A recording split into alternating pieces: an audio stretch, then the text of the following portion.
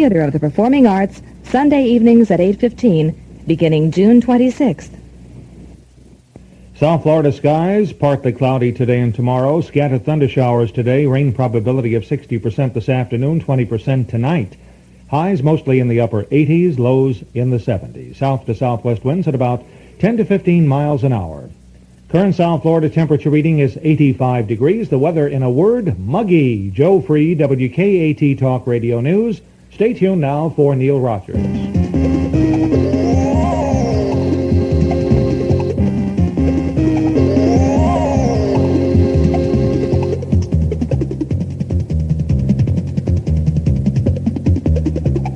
9 minutes after 2 at WKAT on a Friday afternoon, June number 10, 1977. I'm Neil Rogers, and we're here from 2 to 6 every day, Monday through Friday, and my guest for the first hour and a half this afternoon is Dade County's consumer advocate, Walter Dartland, and it's always a pleasure to have you on the program, Walter, and we're going to try to catch up on some of the things we talked about last time you were here. We'll talk a little bit about FP&L. We'll talk about the petition with the FTC concerning the Vega automobiles and some of the other things that you've been doing. We'll talk about automobile insurance, which we could really take about 25 hours to discuss, and I don't think scratch the surface. Everybody is up in arms about that. But before we do that, you told me you had some good news about grants that have been given for your office, and of course, I think all people in this community are interested in seeing the Consumer Advocate's Office get as much help as possible and be as strong as possible because, let's face it, you're protecting all the consumers in this community. Maybe you can talk about that a little bit before we get into any specifics. Sure, I'm glad to be here to discuss this. These grants have just been awarded. The funds will be available as of July 1st. And the first grant that I'm interested in is the one involving Latin consumers. We did a survey about a year ago to determine how the Latin community is responding to the services available by the county. And we found that 87% of the Latins did not know that there was a consumer protection agency. Now, if they don't know, they obviously aren't going to utilize the services. Based on that information and other data that we had, we applied for a grant through Title I of Health, Education, and Welfare, and together with the Florida International University as a co-grantee, I've been funded to go out and develop a liaison with the various leaderships of the community so we can start disseminating consumer information, making people aware of the Consumer Protection Agency, and thereby beef up the response in the offices that we have, such as Consumer Protection Agency, to these people. We can hire additional Latins, justify that, put out Latins into the community themselves, into Little Havana, maybe Hialeah, where there'll be easy access to these people. So this is a long, overlooked area of consumerism, and I think it'll be, I think FIU and a young lady there by the name of Libya Winslow will be assigned to work with me on that, and she's been released by FIU to do this and make it work. So I foresee a great success, hopefully a great success in the next year. Now the other thing, it involves the whole theory of education of the adult. And in grade school and high school you can educate people through books and texts, but as time goes on, your education is obsolete. And every little family, every home, every individual is a business center, so to speak. And you have to make decisions every day that affect your lifestyle, affect the cost you put out and everything else. And you have to base that on information you can receive as soon as possible. So if you're going to get involved in credit rights, let's say you're a gal and you want to know whether you've been properly turned down for credit because you're single and they won't give you a mortgage, you can't go out and take a course and try to find out whether or not you're entitled to certain types of rights. And you probably won't find that booklet that's printed by the agency involved, because that booklet's sitting on some shelf up in Washington where most of us don't go. And it's probably not available from a local agency because we've probably stuck it in some corner and we can't retrieve it. And if she got one many years ago, she probably doesn't know herself where she put it and can't retrieve the information to get the data. Besides that, our society has become a bottom line type society. Everything is condensed. People want to know what's a bottom line, A, B, C, D. How do I do it? Forget the theory and stuff. What are my rights? So to provide that type of information, we have gotten a grant, and this will be done in conjunction with the University of Miami and the Consumer Services Division of the state of Florida. It's a statewide program. We will develop one line, and we call it teleconsumer, similar to the telemed concept, which has been successful around the country. And there will be a series of about 300 tapes initially that will list different subject matter, discuss different subject matter. So if a person wants to get up on Saturday morning, this will be available Saturdays, and if that person wants to determine what his rights are about having a car repaired, he can go ahead and dial us one statewide number, which will be toll-free. Ask for tape number 32, for example, and tape 32 will say, well, now, before you go get your car repaired, here are your rights. demand an estimate. You are entitled to have your parts returned, et cetera, et cetera, et cetera. And then at the end, it'll say, if you need any further information, go to this other tape, or it'll say, if you need individual assistance, call this agency. So in that case, they call the local Consumer Protection Agency. If it's a federal agency, we're not going to give you the option of screwing around and trying to find the right agency. We're going to say, here is the agency, and here is the phone number. That'll give you additional assistance. Because I have found, even in our office, many times we will bounce around from office to office trying to find the person who's supposed to give us the answer so we can assist the consumer. And we want to avoid that. So this is, I think the interesting thing about this is that we'll have one piece of literature, which will be available, we hope, at every grocery store throughout the state. And that's the only thing you're going to have to keep at home. We'll update it once a year. And it'll hopefully be the Model T of what I hope will be a real prototype system. And when I say that, I mean, like, for example, little calculators that you've seen. These little calculators, I bought one a couple of years back for $100. That same calculator I bought for my son for $12. And I think this phenomena of microelectronics is going to show itself in the form of home computers. You're going to have a miniature computer in your home, and this little teleconsumer system will eventually be so sophisticated, I think, in 10 years, you'll be able to retrieve almost any type of consumer information you need at your fingertips when you need it, which are the critical criteria of this grant.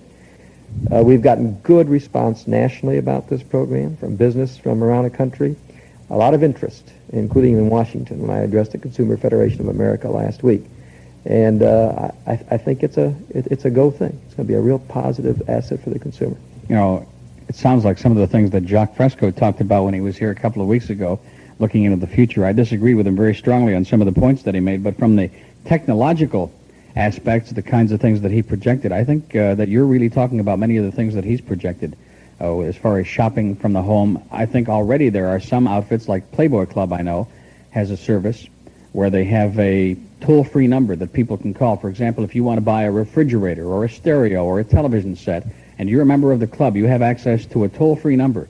And they have a computer, and they can instantly find out the lowest possible price available on, say, whatever brand television set or refrigerator. And I guess you're right that in the near future, maybe not as far off as we think, that people are going to be able to do that right in the home. Yeah, I really feel that 10 years, what we have in the sophisticated gadgetry now, in 10 years, the guy's right, we'll be inventorying all of our stuff at home.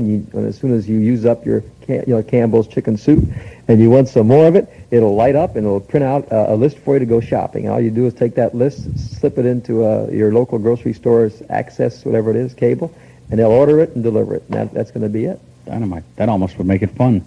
You know, one thing you talked about on the first segment of the grants you were getting in regard to the Latin community, and I think it applies not only to the Latin community, but to the overall community in this county or in any county, is that it is so darn difficult to get the message across to the people as far as what services are available. Just to tell the people, hey, we are here, we're here for this purpose, that's got to be a very difficult thing for you to do, for any agency to do. Well, when you consider that the Consumer Protection Agency has been in existence for many years, and that Mr. Mays has talked to, just hundreds of people and thousands of people, and the exposure they get every time they get involved in a consumer protection type situation. And then you look at the surveys to see how many people realize that there's an agency around. It is appalling. And that's why with this teleconsumer deal, eventually I can see this tied into governmental services. There may be just one simple booklet you'll have to carry around and one simple number that you can get all the information you need from.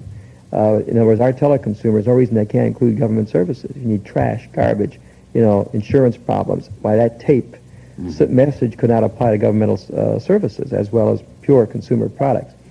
And in our society, there's so much information that there's no one source that has all the data right now. There's no one place you can go to as the answer. We call ourselves specialists, but if you ask me some of these federal bills, I'd have to honestly tell you I don't know offhand. I have to check it out. So if we pre-tape that information or pre-computerize it, we can then have it spit out back at us, and we got it. We can retrieve it. But it's a problem, and it's frustrating. Like we talked about last week about when we were here, or last time here, about rusty automobiles. Terrific response. Really? I mean, we got calls coming in all afternoon. We had calls coming in all the next day, and the day after it dribbled over. And unfortunately, the people who listened were informed that they don't no longer have to accept a rusty car as a natural phenomenon, that there are alternatives and that they can start demanding them. But yet, what about the hundreds of thousands of people who didn't hear the broadcast? How are they going to be informed? Many of them will never be informed. It's true. We're going to stop for just a second, and then we'll come back and we'll talk about Florida Power and Light, one of my favorite topics, and about a number of other things here with Dade County's consumer advocate, Walter Dartland. It's 2:19 at WKAT. We'll come right back. Hello, General Finance. Friendly Bob Adams speaking. Claire Potter calling, Bob. Claire? The people who bought the home in Sunny Valley. Oh, yes. Bob, remember how you said you where the valley gets a lot of rain? Mm-hmm. The valley's getting a lot of rain, Bob. Really? In fact, today, interestingly enough, marks 40 days and 40 nights. That is a lot of rain. Hey, will you guys hold it down? Oh, I'm sorry, Bob, but these carpenters are right on top of me. What are they doing, building an ark? Mrs. Potter? Well, my husband thought it would be smart. You mean so he's actually... He's panicking. So we're having a heavy rainy season, but it'll pass, right? Well, it should, yes. Look, will you stop? I don't think we even have enough money to pay you. That's the other thing. Bob, we have to have a loan to finish the thing. Oh, yes. You know, an emergency loan or whatever. Sounds like a transportation loan. Can you help us out, Bob? You can always get a little help from a friend at General Finance. 15 offices in the Miami area. Call Friendly Bob to borrow up to $2,500. 751-8601. Okay, we are back at 20 minutes after 2 at WKAT on a Friday afternoon. Let's talk a little bit about Florida Power and Light. There is good news and there is some bad news. I hadn't been aware of all of the good news until we had a chance to chat a few moments ago, but we do know there's going to be another rate increase, not nearly what they would have liked, but I guess it's going to be, what, $3-4 a month on the phone bill, on a electric bill, the average electric bill in this community? More than that. Is it going to be more than that? Mm-hmm. Because they asked for, I think they got about their increase is about 52 to 55% of what they asked for, which is about the same range it was last time. And it'll be a sliding scale type of increase, though. The more you use, the higher the user, the more you're going to pay, and the greater the difference. And the smaller the user, the smaller the difference. So it's definitely a staff. I think in this case, the Public Service Commission definitely, I think, followed staff's recommendation on the rate increase. And they didn't appear to give that much consideration to the Public Counsel's position, nor that much consideration to the company's position. They seem to follow staff, and we pretty much went along with that. What is the good news after all of that? I know everybody's wrenching their hands and very upset about being anticipated this $4 a month or more, or $6, $8 that if they already had. In other words, really what it boils down to put it in its proper perspective, is that if you already have a high electric bill, you're going to be hurt that much worse, because right. Obviously you're using more electricity for whatever reasons they may be, and now you're going to get hurt worse than the guy who hardly uses any at all. That's right. Let's look at this energy thing in perspective.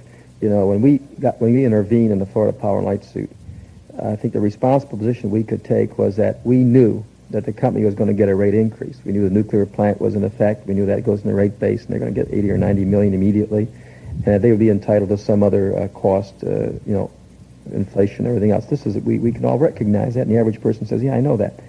The problem I had in my mind, and which we attacked, was once a rate increase is given, how is a rate structure going to be shuttled to take into consideration certain social factors that we think should be relevant in the society? If you recall, Lifeline, for example, was one concept we pushed very heavily. We had a petition out, and we got in 2 weeks 46,000 signatures in that very short time.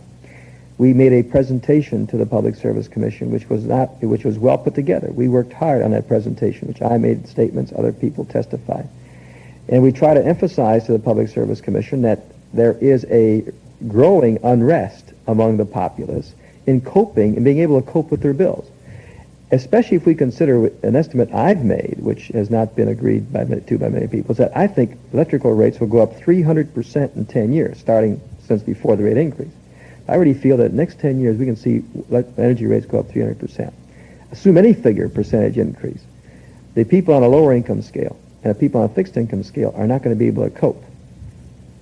And we have to induce or encourage conservation. So the whole thrust of our petition was 1, lifeline, 2, peak load pricing, 3, automatic intercept, 4, encouragement of alternate sources of energy, so it becomes more economical to put them in. Mm-hmm. And we asked the Public Service Commission, for God's sakes, do that, give the consumer a chance to save.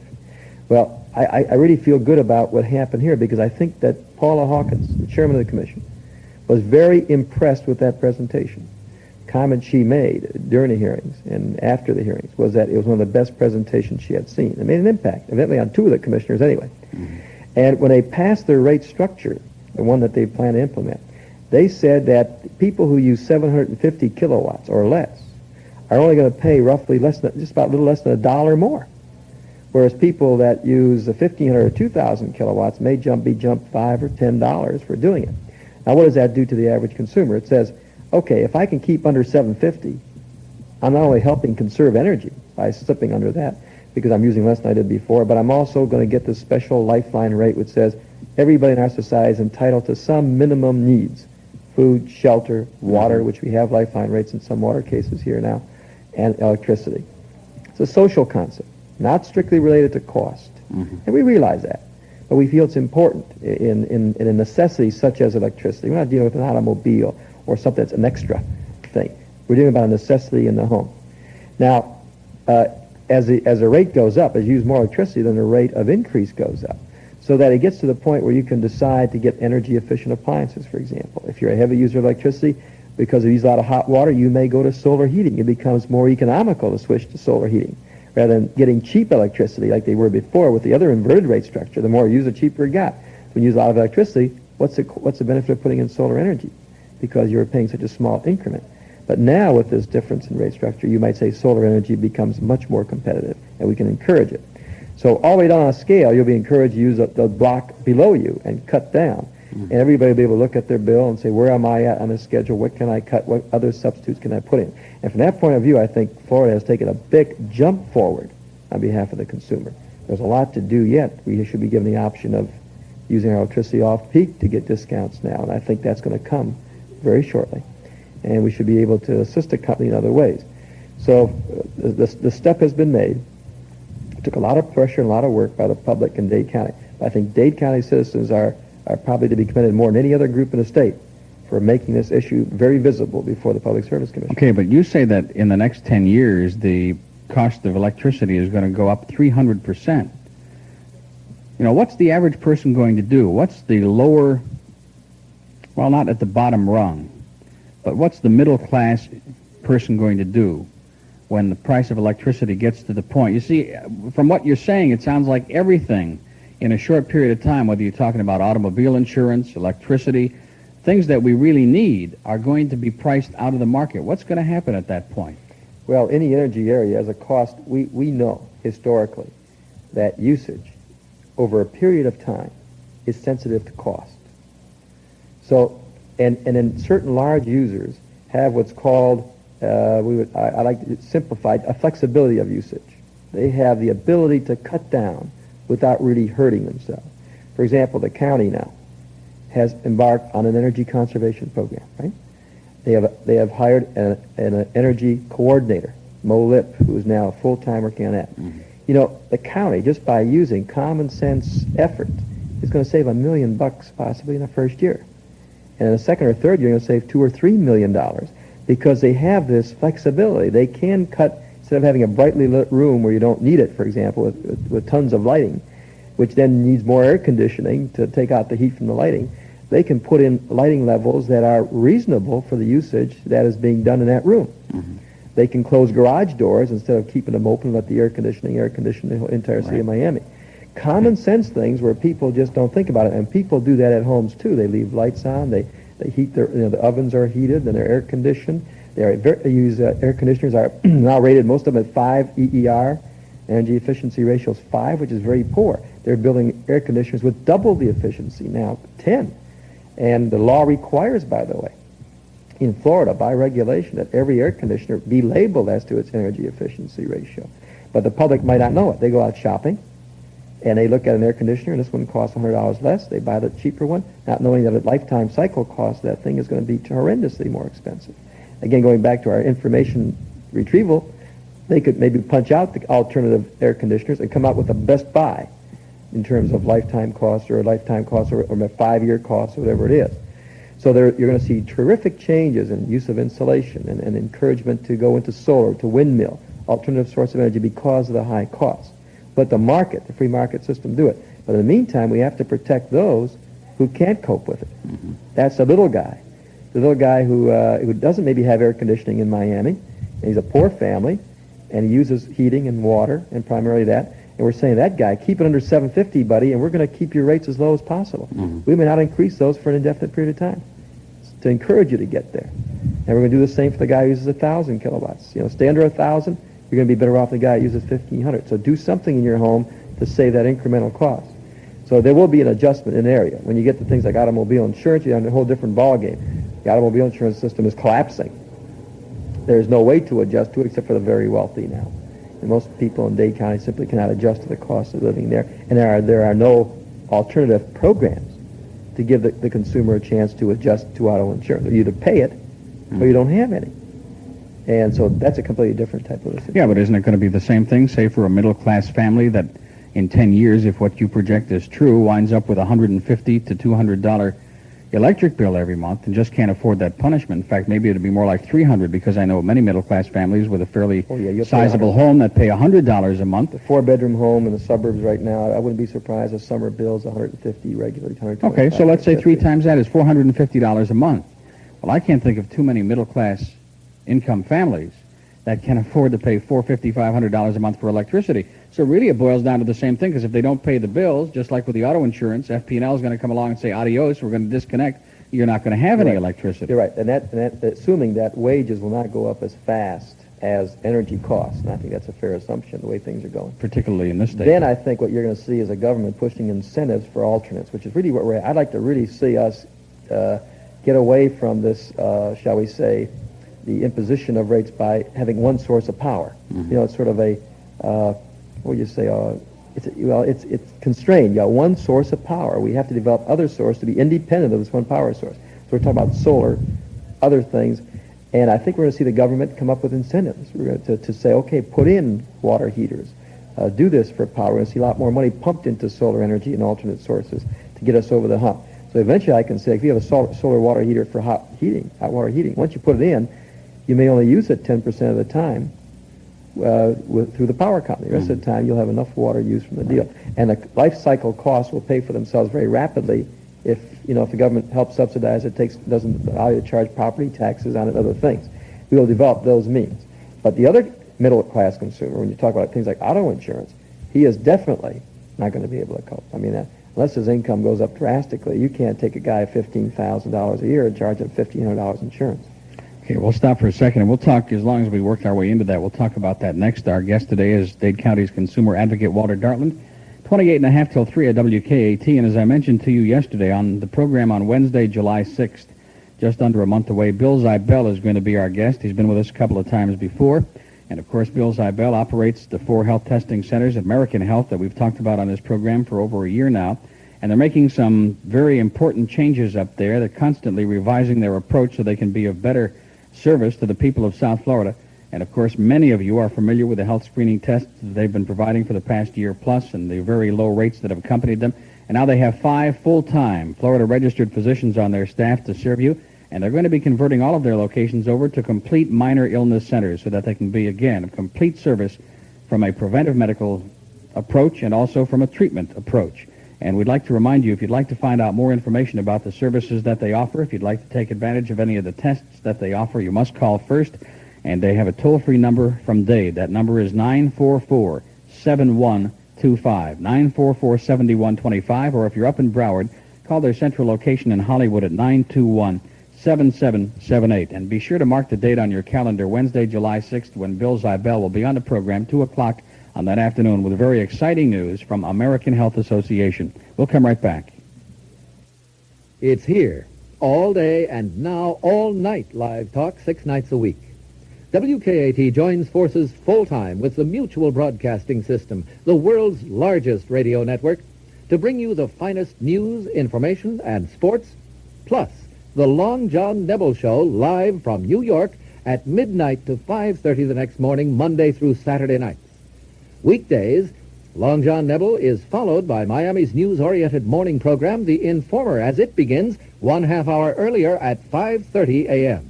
All your other WKAT favorites will stay at their regular times, except Speak Out Miami, which will begin 1 hour earlier at 9 p.m., followed by Long John Nebel at midnight. We're proud of our new weekday lineup. It's better than ever before. WKAT Talk Radio and Mutual. If we sound bigger, it's because we are bigger. WKAT Talk Radio 1360 on your AM dial. It's time for a new car. Jefferson National Banks have the lowest rates on new car loans. Jefferson National Bank, serving all of Dade County. Lowest rate new car loans because we care. Jefferson National Time at WKAT is 2:34. Walter Dartland is my guest, and we're talking about multitude of things that are of concern to consumers throughout the county, and the automobile insurance is something we're going to tackle for a while here, although I don't know whether we're going to come up with any kind of positive suggestions. The legislature certainly hasn't been able to do that. You know, people are more confused now than they were back on April the 5th when the legislative session opened. I get people who call me almost every day to ask, what do these bills mean, the bills that the House and the Senate have put together, and what's going to happen if the governor doesn't sign it, and what's going to happen if he does. And, you know, people are so confused, and it's a damn shame that this legislature hasn't had the foresight to be working before they convened in April, to have study groups really coming up with possible alternatives and studying what's happening in other states, because from all appearances, regardless of whether they extend for another 3 months, this year we're not going to get any kind of reasonable relief from the auto insurance problem that we have in this state. Am I right? Yeah, well, see, the problem with the legislature is they went up there, and it's part, you know, the insurance comes before a certain committee. And that committee has many other things to consider besides insurance. And when you're looking at insurance, you're talking about a complex problem requiring a lot of studies. And somehow you got to shove this information to every legislator for him to consider it and digest and come up with a solution. And unfortunately, in Tallahassee, the real input up there for this digestive process, legislative digestive process, we're going to call it that, is basically from the lobbyists. And what we see in Tallahassee is generally that providing the material for this process are the attorneys in this case were very heavily involved, and the insurance companies were very heavily involved. The consumer's point of view was practically left out, except to the extent that the legislators perceived the consumer's point of view through their daily contacts. And it's unfortunate because to really make any meaningful reform, and they were aware that this was necessary, they really should have started a special committee. Now, don't talk about the Commerce Committee studying it, but they should have had each house should have had it, or a joint insurance study committee as a starter so they could come in with some proposals. I'm not too sure that would have done much anyway, because those people would have been subject to the same lobbying pressures as anybody else. But at least they could have worked on it for a longer period of time. Well, you know what's happening now. It looks like liability insurance is no longer going to be mandatory.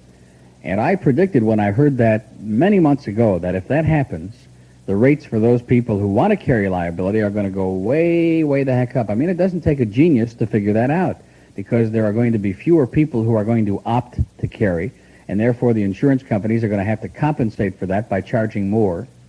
And you've got a vicious cycle, so that means people are going to have one of two choices. The one thing they will have to carry, evidently, is going to be the PIP, personal injury protection, which is going to be minimal cost. But then the dilemma is going to be, do I do as maybe 30 to 40, 50% of the people are doing in the state now and play Russian roulette? Do I go out and subject myself to all kinds of personal loss if I, heaven forbid, should cause an accident and cause personal injury to somebody else? Or do I take that chance and I go out there and drive around my merry way with no liability insurance? And this is a dilemma that people are going to have to face. And I think most people are going to opt for the latter. They're not going to have the liability insurance because, number one, they're not going to be able to afford it. And number two, they're just going to be figure, well, most of the people are in the same boat as I am, so I'm going to take the chance. You see, I think the legislature, especially outside of Dade and Palm Beach and Broward County, didn't perceive the problem correctly. They looked back to 1969 or 68 before we had compulsory insurance. And at that time, only a small percentage of people were uninsured. However, at that time, the rates were also quite low. So there was no reason to be uninsured. Now they say, well, that worked then, it should work now in a free enterprise system. If we don't make it compulsory, the companies will have to fight for it, stuff like that. That's not true now because you have different parameters. Now the average insurance, for JUA alone, is $800 and some in your JUA fund. So the average rates have gotten sky high. Now, I've always felt that half the people at any given time are uninsured in this county. And I maintain that, and I think we have good basis for that estimate. However, I've also felt that based on the surveys we have taken locally and in the 6-county area, that the uninsured rate will go up another 10 to 15% because of the non-compulsory insurance. Many people feel coerced to keep it now because they don't know how to get false stickers, they don't know how to play the game about paying your premium deposit and letting it lapse and waiting for a year and a half before they catch up with you from Tallahassee, and then doing it again, or moving, getting a false box number up in Vero Beach and getting your license issued in that box number, and then having insurance as saying you're a Vero Beach resident, paying a lower rate. They haven't been sophisticated enough, or shall we say dishonest enough sometimes, to follow these systems. So what they're going to do now is they're not have to even allude to that anymore. They're just going to say, well, I can't afford $1,500 or $1,000 or $800. I won't carry it. And in most people's pocketbooks, the rates are now prohibitive for the average person earning under $15,000, $20,000. Some of those rates are just almost impossible, and they will opt out. And they will find ways. The wealthier now, if they're 15 or 20, they find ways of putting their money into someone else's name, into a trust of some sort. And most people are really judgment-proof when you think about it. They really sit down and think about it, and they're educated. They're almost judgment-proof. They can't touch your house. One car. Your car, your home furnishings, and your personal books are exempt. If you're head of household, you're Serious injury over and above whatever he may be covered for personally. Let's say he has, $10,000 claim that he ordinarily would file, and the other guy he's going to be scot-free. So what's going to happen to the guy who's the victim of the accident? Well, we're going to have a real problem, because with a victim of the accident won't have anybody to sue. He'll have to carry his own insurance for uninsured motorist coverage. That uninsured motorist coverage will rise substantially, as more and more people are uninsured. So the guy's going to be paying a double load. The 40% remaining insured, or 35% going to pay for the other people, to sue them so they could be sued, And they're going to cover insurance to protect themselves from the guy who's uninsured also. You're carrying a double load. But the crisis comes in what was happening before that. The guy who was severely hurt now, before you get non-compulsory, is still not protected against the other guy. The other guy only had to carry $10,000 might buy you a broken leg. With any severe injuries, you never had any real protection of the tort system anyway. And when the legislature throw out these big examples, like the gal who was crushed in a car, pelvic bone was crushed, she'll never be able to carry children and stuff like that, that is such a small, minor number of people and those people had to hit a wealthy client anyway. You had to hit a target defendant, as we used to call them, before you could have got any kind of damages like that. You have to have that lucky, the idea is people should be a sign on the back. Don't hit me, I only carry 10, 20. Don't hit me, I don't have any insurance. If the guy's got 100, 200 insurance, he can be hit. Because it took that fortuitous luck in the past to make a recovery. Walter, the whole approach is so regressive. For example, also tied into this bill is a business about raising the fine for a speeding ticket, for example. That's dumb. Up to $55. I'll tell you why this is it's inconsistent. So you know what they said in legislature? Same legislature said, one, you cannot consider points in deciding your insurance premium if there's no accident. So they're saying points are irrelevant unless there's an accident. Then you turn around and say, however, for the purposes of a good guy fund, we are going to assess you $30 or $40 or $50 extra for every lousy point you get. So they're inconsistent, and the money's not going to go back to Dade proportionately, like it should, because we paid higher premiums. It's going to go back to the county. For each county, as the tickets you have will go back to that county and be prorated. So we won't even get back the right amount of money that we're supposed to get from the process. And that question you brought up shows a total inconsistency and the illogic of the whole legislative process in this issue, and how really far afield they went. And all I can say about this, I'm penalized enough when I get a ticket right now. I don't need to have another $30 thing tacked down, especially if I made a right turn because I forgot to look up there and it says a sign is no right turn between these hours. Yeah. Some dumb thing like that. Well, I'll tell you, you're going to have such tremendous hostility because, maybe they think that this is going to make people drive more carefully. It's going to cut down on accidents. You know as well as I do that isn't going to be the way it's going to work. And there still are going to be police cars sitting on the Julia Tuttle Causeway behind the bushes and in other parts of the county behind the bushes with their radar waiting to get you going 6 or 7 miles over the speed limit. And the poor sucker who comes along and gets hit with that not only is going to get hit with a $55 fine, but then he's going to have the multitude of all the other problems that you just mentioned. This is no way to run a railroad. It really isn't. And they forgot to look a step ahead. Let's take the poor guy who can't afford insurance and decides to go no insurance. He has an accident. At that point, he must carry insurance. Right, which is going to cost him a fortune. Where the hell is he going to get it? Where is he going to get that insurance? He essentially has to go into JUA right now. You have one ticket in Dade. You got one no-fault accident even. you get put in the JUA. There's practically no free competitive market here. So you go to the JUA, and that's going to be raised. That's 825 now. It's going to go up even further. So this guy who couldn't afford insurance before is even going to be less able to afford it now. He's got a lawsuit to defend. He's got to defend himself somehow because a guy may sue him for reckless and wanton disregard. You know the only ones who are going to benefit from all of this?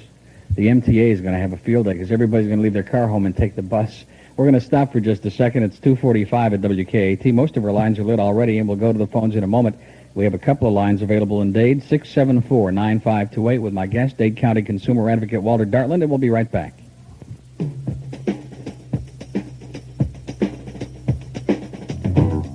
This is Chris Myers of WKAT Sports, inviting you to enjoy Major League Baseball tonight on WKAT. The exciting Atlanta Braves take on the Philadelphia Phillies as they try to get back on top in the National League East. It's the first of 3 weekend broadcasts, and it all starts tonight right here on WKAT 1360 on your AM dial. If you're a sports fan, you'll be here. Weekends, Michelob. Weekends, Michelob. Weekends were made for having fun. Weekends were made for Michelob. Weekends were made for letting go. Weekends were made for Michelob. Even if you're not doing anything special, doesn't mean your weekend can't be special. Sometimes the best weekends just happen, especially if you just happen to have Michelob on hand. Weekends were made for Michelob. Weekends were made for Michelob. Don't forget, remember to pick up some beer. It's Michelob. Weekends were made for Michelob. Anheuser-Busch, St. Louis, Missouri. We are back 13 and a half before the hour. Just before we take some calls, I said when we started the conversation about auto insurance that we didn't have a positive solution, but I'm sure you've got some ideas of your own, and maybe we can throw those out and hear what our listeners have to say, and maybe some of our listeners have got some suggestions. Good. One of the things I've done is send a letter to Phil Lewis, who's next president, and to Hyatt Brown, speaker designate, and to Bill Gunner, the commissioner. And I've outlined a 41-point program that I think needs to be instituted. We have to start off with, as you suggested initially, an intelligent approach. And you're not going to get it by appointing a bunch of legislators and vested interest to a special committee. I've suggested they appoint a citizens committee made up of people who do not have vested ties to any of these industries to review the entire program, not only in terms of auto safety, how does that contribute to accidents, road building, but other states, how are they doing it? What have been their failures, successes? Compile this information. Determine, for example, whether or not the tort system is really dead. Should we really keep the tort system? Who is the tort system really compensating? Are our victims really being compensated? Or is this an illusion? We have to find this out. Forget the rhetoric and the great examples and the jury trial type approach. Let's look at the facts. Secondly, should we really have a state indemnity fund? Should we just do away with private insurance companies and set up a state indemnity fund where each person will be compensated as you're under workman's comp now? You get your medical, you get your disability, and then you'll get a certain amount for certain types of injuries, whether it's soft tissue, whether loss of an eye, loss of a leg. You'll be paid a flat amount. And you could still sue for reckless and willful wanton, or intentional tort. You could still sue for. But we should take a look at that. We should look at the auto repair section. Auto repair is a big part of your premium. Maybe we need to set up something like a county or a state accident evaluation centers where you can have your body accident evaluated by experts, and that's the fee you pay. And maybe that'll cause pressure, a unified pressure against the auto companies to provide parts that are cheaper instead of having a central monopolized system where you can only buy from GM, you can't get it from any other distributor. And maybe we can get some standards in automobiles so that they last longer. They don't fall apart when you bump them. Maybe we need better bumpers and better safety equipment. So one bump in the side doesn't mean $300. Unscrew the darn thing and put another bumper on or another fender on. We need to look at those things and need to pressure them. So this program has been sent out to those people, and to the extent that they review these and study them, we should have, and I've recommended that this be done immediately, and that this commission report to the legislature within 12 months so that they can act on it in an intelligent manner at that time. And that's the only, I think, practical way of approaching it now. In the meantime, for next year, we got a disaster. will be able. This will be a real study in futility here in Dade County. Speaking of disaster, just to touch on one quick other point before we take a call, you mentioned to me off the air earlier about hit and runs, where we've already had an increase where people are going to be petrified whenever they have an accident to stay at the scene. So if the opportunity arises, they're going to beat it if they can.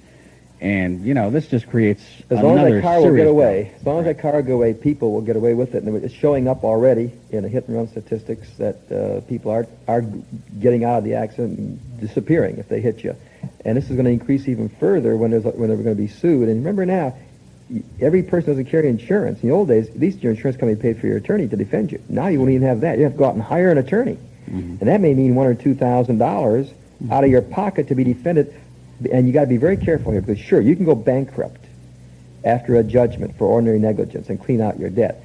But if that attorney throws in a clause in that complaint saying that you willfully and wantonly caused the accident, even if it's not true, and you don't defend, allow a default judgment, it won't be discharged in bankruptcy. So you have to protect yourself. That's going to cost money. Let's take some calls, see what our listeners have got rattling around. I'm sure most of it will be about auto insurance. Hello, WKAT. Hello? Yes. What's the gentleman's name? Walter Dartland. Mr. Darwin? Yes.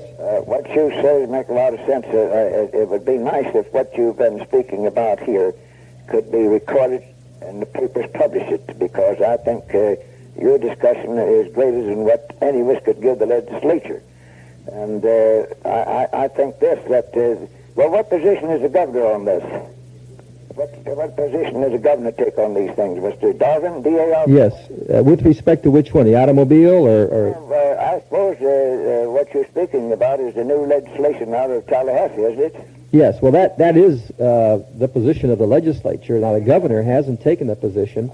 I personally don't see what a veto or anything else will do as far as the governor is concerned. I don't see how, I think it's too late. Whatever, either way, whether they left things as they were or change them as they are, I don't think the Dade County person will be able to cope with the problem. Well, if you beat these new things, which you say are bad, it leaves it as it was, wasn't it? That's right. Well, now, could I make a suggestion? Why not a delegation headed by you ask the governor for a conference?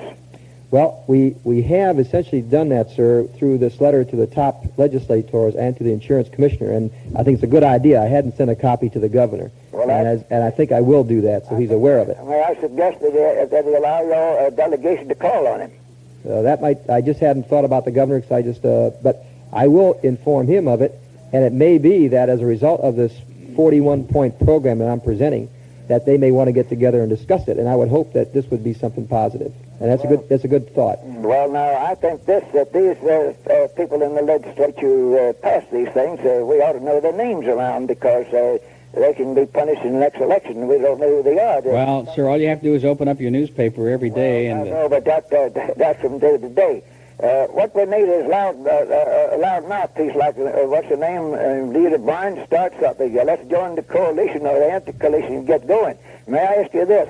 Under the, what do you call it, no insurance clause in the policy, what do you call that? The uninsured motorist clause. Well, I have that, but you know what to do. They pay you off like, what is that thing where you I forget now, you have insurance and they deduct so much to begin. I forget what you call it. Collision? Yes, they pay off like it's a collision. Yes, they do, but you have to pay for that. Yeah. Yes, but I mean, it isn't accurate to what the name indicates. I was damaged by someone, a hit and run. I had all that kind of insurance, but it worked as if it was a collision deductible. Yeah, they didn't probably give you coverage. They probably said they can't. Full coverage. They did, but did they pay you your full amount? No, they don't. As they say, it refers. I think there's something sneaky in that clause there that indicates it's a deductible all the way through. Now, it seems to me that what you're saying makes more sense as they got heard, but we don't get the picture that you described. Yeah, that's true. We were talking about information, and it's true. It's tough to get that information to the average citizen. Okay, sir, I'm going to have to move on. I thank you for your call. We'll go to Broward. Hello. Thank you. Gentlemen? Yes. Yes. Your guest, I think he certainly is saying everything that makes a lot of sense. I'd like to see this state insurance Indemnity fund, ma'am.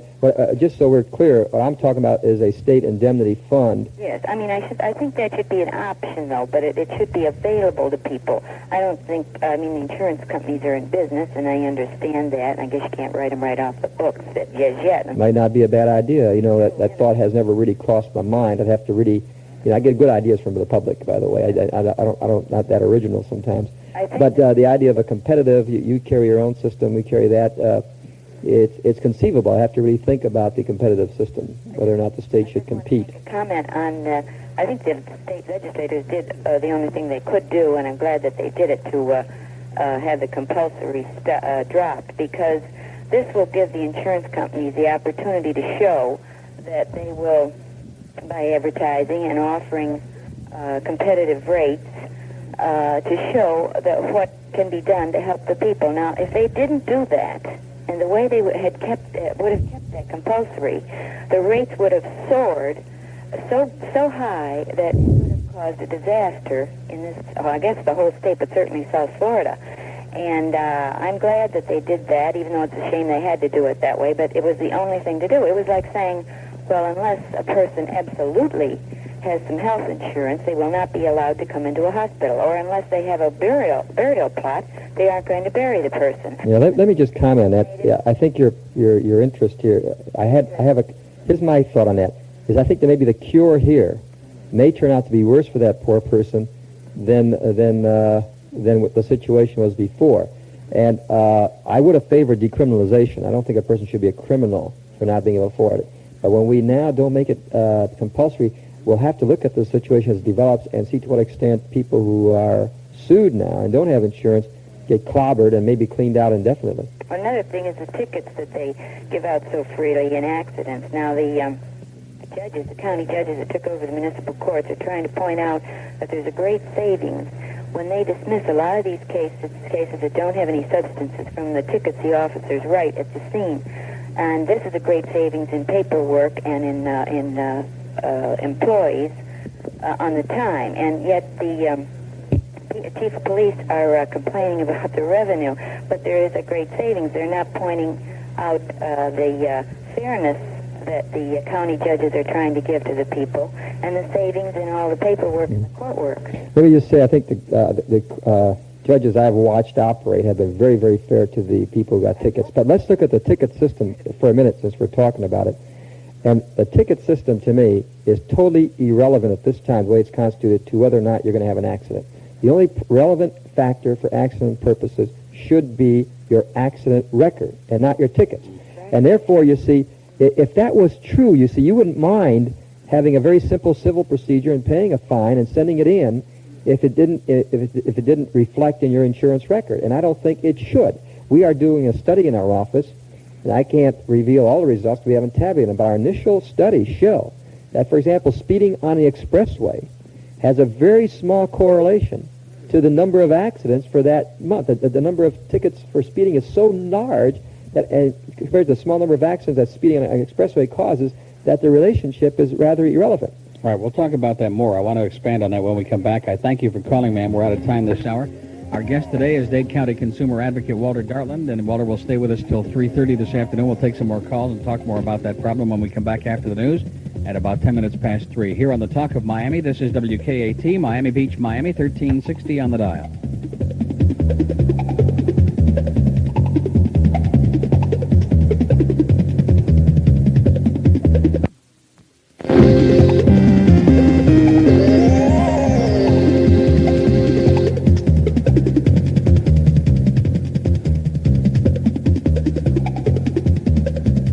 10 minutes after 3 at WKAT on a Friday, June the 10th. Neil Rogers back with you for hour number 2 this afternoon, and my guest until 3:30 is Walter Dartland, Dade County's consumer advocate. We've been talking about Florida Power and Light, been talking about automobile insurance, and almost all our Dade lines are lit at the moment, so I think we'll try to squeeze in as many calls if you can keep them brief, because Walter has some other engagements, things to take care of, and he will be with us only until 3:30, so we'll try to get to as many of you as we can. Hello. Hello. Yes. I'm talking about automobile insurance. We've had 3 companies within the last 6 years, 2 of them because of non-renewing in the state of Florida. Now we have the 3rd company, and submitting a new application, I had told them about the 2 violations that other members of the family had. Well, the insurance was up to $1,400, which hurt us a lot. In investigation, they just notified me yesterday. They have uncovered 2 other violations, which I honestly didn't remember. They're adding on another $903. Does that have to be paid? And How many accidents have you had in your family? None. No accidents. See, again, there goes the inequity of the tickets and the accidents. My husband is a traveling salesman. He travels at least 50,000 miles a year, and he has never had a violation up until this one that he hadn't even forgotten about. That was about 2 years ago. So I would... Well, let me just comment another thing. The companies say 3 years, your record. Right. I mean, what is the basis of 3 years? It just reminds me of the 44-pound limit on airplanes. You can only take 44 pounds on an airplane. Why? Ask the airlines. Well, they don't know. It's just a rule. It must be some reason. Then you check the history and you find out that was the weight limit on a pony, on the old Wells Fargo stagecoach. Right. So why 3 years? Why not 2 or why not a year? Every year review your thing. We don't know that there's any basis for that. Right now, you say the tickets were by your husband and yourself? My husband and my son. And your son. How old's your son? 20-year-old son. And does he live at home? He's at home, yeah. You may have to move him out. Might have to move him out. Tell your son you can't afford him anymore. It would be cheaper to have him... live somewhere else, if any people are doing it. So once he's in your household, they will tack him on as long as he's in your household. If he's not in your household... Well, we've had him with us for the past 2 years since he's been driving. Well, so. Yeah, I've had my kids for 14 years. I don't think I want to throw them out when they're 20 either. Do we have any recourse, Mr. Dartland? We have. If you'll call my office, we have a shopping list of companies, and we have them listed as to the high and lows. If you'll give them a call, Eileen Lipp or Lillian or Ann or anybody there will give you a quote as to which companies appear to have the lowest rates. Check with them and see what you can get. Well, like I say, it's unfortunate about those tickets, and that's a problem. They're going to stick you in JUA. Check your policy, too, if you would, to be sure you're not in the joint underwriting fund. We are in there. You are in there? Right, and that was before uncovering these 2. So they stuck you in JUA right off the bat. Right. And I think your only choice right now is to try to get that list from us and try some of those companies and see if any of them will underwrite you. Sometimes it depends on timing. Right. They will take certain risks in the early part of the year where they won't take the later part of the year when they use up their quota, and various other systems they have to limit their liability in Dade County. But you're the type of person that, unfortunately, is what we're faced with. The high premium, unfortunate. no I've accidents. been driving for 30 years and have yet to have a ticket. And you're stuck with everybody else. I don't get any compensation for that other than my own pride. I would like to say also we're going to be doing a national program with the national television. If there's any of your listeners who are not carrying insurance because they simply cannot afford it, like this lady here, who had to drop it because he's high cost and have no accidents. I haven't yet, but I'd like to hear from them. $903 by the 16th of June. Now, may I just ask you one question? We have already put a down payment of some $500, and we're paying out the balance of the $1,400. Did you mortgage your house? Not yet, but with the $900, I would have to sell one of the children. But does that mean now if I should drop this or, look for other recourse, would I lose my down payment? They would have to prorate a certain point of that to you back. They would have to do that. Right. Well, I'm sorry but you're stuck. You're in a situation where there's very little you can do except shop around. And shopping around in many cases in Dade County is an illusion. Yes, it's good for us consumers to tell you that, but it is actually an illusion in many cases. All I can do is say try these companies, which are the lowest priced companies, and see if they'll take it. If they don't, and you'll see what I mean. There just isn't any market for you. Right. Well, it's just gotten to the point. I mean, I pride myself on being a law-abiding citizen, but they just don't give you any other recourse. Good luck to you. Thanks for calling. Right, thank you. Bye-bye. You might want to give your number right now, Walter, so that people who are in the same boat can call that number. It's 579. I'm sorry, 579-4206. 579-4206. Okay, we'll take another call. Hello. Hello. Yes. Mr. Dartland, I was very happy to receive my copy of the bylaws of the Florida Consumers Federation. Yes, ma'am. And I thought it would be pertinent to bring the subject up at the moment. Of course, you can explain it much better than I. Oh, I'm really glad you did, and I hadn't, but we have formed a statewide Florida Consumer Federation, so you're leads to. That we do need members because it's a very new thing, and I think it's a beautiful thing that's happening in Florida.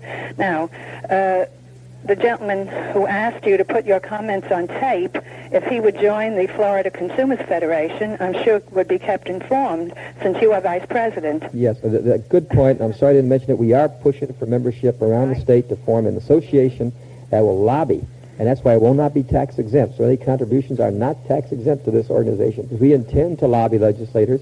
We intend to put their voting record on consumer issues on the block, and we intend to this association to influence legislation. So it is an active type of organization that we're looking for membership so we can get a full-time director and to help us with this. And we're looking for larger contributions from organizations such as neighborhood associations, condominium association, etc. And I want to thank you for reminding me about that. Say something else. I hope that since you're asking for input from the members, I hope you intend, like Common Cause does nationally, to list the legislators in Tallahassee with their voting records. You're absolutely right. That is one of our goals. In addition, the only way we can punish them, those who collapse before the insurance lobbies, those whose conflict of interest is lawyers, prevent them from doing what we sent them up there to do. We will not only do that, but we will, of course, try to set up like we will poll the membership every year and set up the top 10 consumer issues, have legislation prepared on those 10, and then follow it through and show how the various legislators reacted to those top 10 issues. Yeah, well, I think it's very important that you list these people so we get to know. Just by reading the papers, you can't get enough, especially the Miami Herald. Okay, dear, thank you. Okay. Have a good day. Goodbye. Bye-bye. 3:18 at WKAT with Dade County Consumer Advocate Walter Dartland, and we will come right back. Your new address, the Charter Club on Biscayne Bay. Sound good? You should see it and feel it. At the Charter Club, you can stay home with 6 beautiful acres overlooking Biscayne Bay for your personal and private use. Or you can enjoy all the entertainment and pleasure palaces in Miami Beach. And if you work in downtown Miami, your office is only 10 minutes away. Picture yourself at play on private lighted tennis courts or handball courts, or basking in the sun beside your swimming pool overlooking the bay. Oh, the gentle breeze. Inside your Charter Club apartment, lots of room and luxury. Floor-to-ceiling windows, your own terrace. And here's the best part. You can rent it 1 bedroom, 1.5 bath for as little as $375 a month, or buy it for as little as $44,000. It's the best value. It's your world the way you want it. The Charter Club, Julia Tuttle Causeway off Biscayne Boulevard. Models open 10 a.m. to 6 p.m., 7 days a week. WKAT, Miami Beach, Miami. Now there's a beer that's made to order. It's for the way you live today. 'Cause it's a crisp, refreshing, natural break in the midst of work or play. Anheuser-Busch Natural Light is in town. It won't fill you up, so it won't slow you down.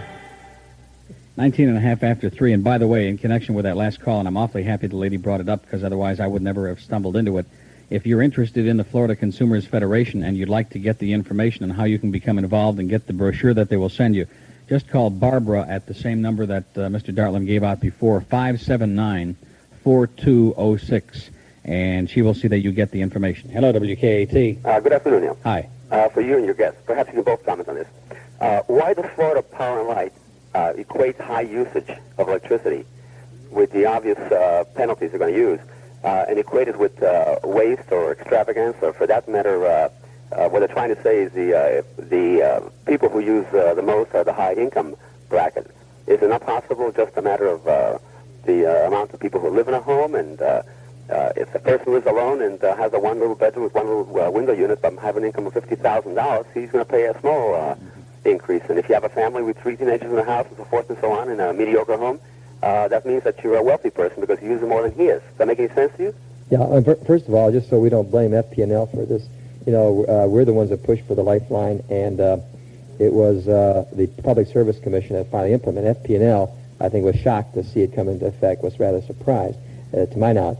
But what we have done a number of studies relating, like income to usage, and there isn't a direct relationship. You're right there. A poor family who, let's say, has an inefficient air conditioner and has inefficient appliances, and maybe has a home with no insulation and all these other things, will probably use a lot more energy than an equivalent size family which has energy efficient appliances, well insulated home, and everything else. we agree with that, but we still feel that, like in the community action project that we have going on right now, where people can get their homes insulated with the aid of the federal government, that our job is to educate the poorer families, get them to have energy conservation homes and equipment, and assist them in doing this, educate them, and then encourage them to reduce their demand. And you'll see that in this escalating schedule. If you're using 4,000 kilowatts on your home, that's a heck of a lot of kilowatts to use in your home. It's like the water user. If you're an average water user, you use 10,000 gallons. If you're a couple or three people may use 4,000. But if you're using 100,000 gallons, you're irrigating all your land. And I don't want to pay for production of water for someone to irrigate his land. Let him irrigate his land with his own money, and I'm just concerned about the necessity. But excuse us, though. What does a family do that happens to already be getting hit because of the amount of the members of the family itself? Because there are kids at home, perhaps a mother living there, so forth and so on. That all these showers have to be taken, all these meals have to be cooked, and so forth and so on and so on. Okay. Why is it a natural assumption that it's directly correlated to wastefulness or extravagance type of, existence? Okay, now if you're taking the assumption that, let's say you have a family of four and they're being as efficient as they can be, and they can't get any more efficient, and they're going to be hit by this, you're right. When our proposal was submitted to the Public Service Commission, we put into the formula, into the package, a number of rate reform concepts. Another one was peak load pricing. Peak load pricing would have said to that same family you're talking about, listen, you can help conserve, in addition to the lifeline concept, if you can't get down to lifeline level, we can help you conserve by giving you, at 2/3 off, power to be used during off-peak hours. So that family can then have their hot water heater going off-peak hours. They can have their dryer going off-peak hours. They might even, the housewife may even cook during off-peak hours and just heat their food up during the peak load hours. And therefore, they can take advantage of this cycle every day that occurs in production and consequently the cost of production. So we've only got half the loaf, and your perception is correct. There's only half the loaf here. The other half, as I mentioned earlier, that's our next goal, is a peak load pricing aspect. One more brief comment, please. I realize that Florida Power and Light, in order to sell their bonds for fundraising and so forth and so on, has to